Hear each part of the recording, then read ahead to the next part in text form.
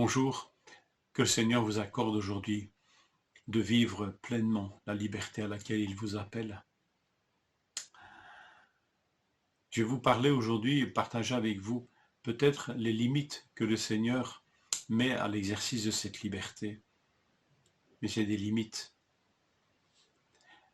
qui rendent ce champ d'activité encore plus vaste que nous ne le supposons.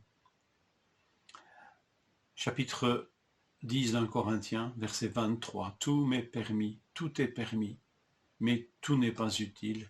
Tout est permis, mais tout n'édifie pas. Vous vous rappelez le slogan du chapitre 6, verset 12, « Tout m'est permis, mais tout n'est pas utile. Tout m'est permis, mais je ne me laisserai pas asservir par quoi que ce soit. » Voilà les deux expressions ici qui nous fixent le cadre de cette liberté, qui nous décrivent deux limites dans l'exercice de notre liberté chrétienne. D'un côté, le danger, tout est permis, mais je ne me laisserai pas asservir par quoi que ce soit, le danger de l'asservissement, de l'esclavage, de l'addiction qui m'empêche de servir Dieu librement. Je vous rappelle, peut-être je vous reporte à la méditation faite sur ce chapitre 6. Mais rappelons-nous que c'est inquiétant quand quelque chose est tellement présent dans ma vie, je ne sais même plus lui dire non. C'est peut-être une addiction, un esclavage. La liberté n'est pas seulement de dire oui, mais c'est aussi la liberté de dire non. Et que nous réfléchissions à ça, c'était cette limite, cette première limite, la limite de l'asservissement. Est-ce qu'une chose me rend esclave? À ce moment-là, je suis plus dans la liberté que Christ m'a acquise. Et de l'autre côté, c'est ce que nous dit le chapitre 10, 23, tout n'édifie pas. Et il nous est parlé là de prendre en compte les intérêts de l'autre. Autrement dit, on pourrait intituler cette autre limite, c'est celle du mépris d'autrui. Je ne pense qu'à mes propres intérêts et je méprise les intérêts d'autrui. Qu'il soit un frère dans la foi ou non. C'est bien cette limite qui est décrite là, au verset 23. Tout n'édifie pas. Est-ce que la liberté que j'exerce a pour seule motivation mon ego, mon égoïsme? Alors je suis là aussi hors limite.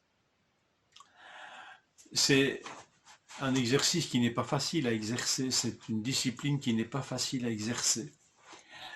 Elle peut être lourde à nos yeux, en disant Seigneur, mais si je dois tout le temps penser aux autres, à ce qu'ils pensent, à ne pas les vexer, à ne pas... Je pense qu'il n'est pas de question de cela, parce que c'est impossible, mais que toujours nous voyons si nous tenons compte des autres. Il n'est pas question ici de ne jamais tenir compte de soi, mais est-ce que nous tenons compte des autres? C'est une limite. Ça peut nous sembler lourd, mais encore une fois, il est question de limites. Nous ne sommes pas obligés de flirter avec les limites. Quand on me définit un espace d'activité, il est forcément limité.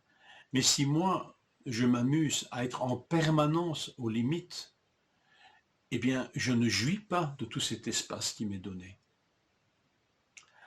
Cet espace, je pense qu'il peut être résumé par une expression que l'on trouve dans 1 Corinthiens 10, soit que vous mangiez, soit que vous buviez. Faites tout pour la gloire de Dieu.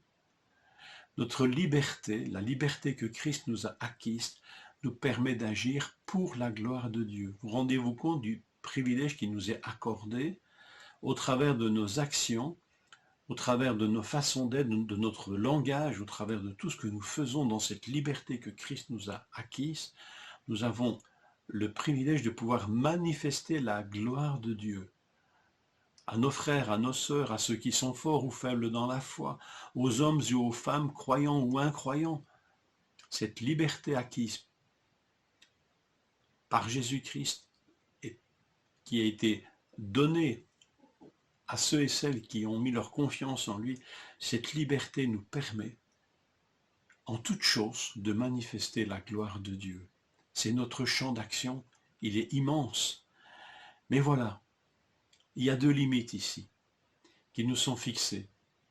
Et quand nous voyons peut-être ces limites apparaître, quand nous nous posons des questions sur ces limites, eh bien c'est que nous sommes peut-être dans des positions où il faut sérieusement prendre au sérieux les avertissements que le Seigneur nous adresse. Ne va pas au-delà.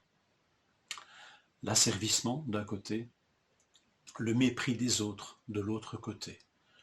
Si je vois apparaître ces limites dans ma vie, Seigneur, garde-moi de les dépasser et de revenir dans ce vaste champ, Seigneur, où tu veux que j'utilise la liberté que tu m'as acquise.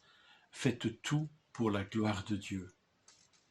Que le Seigneur nous accorde d'agir aujourd'hui en hommes et en femmes libres d'agir comme Dieu nous le demande et pour Dieu, afin qu'il puisse se manifester au travers de nous.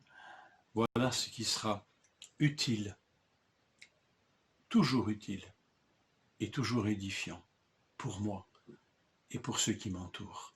Que le Seigneur nous fortifie, nous encourage.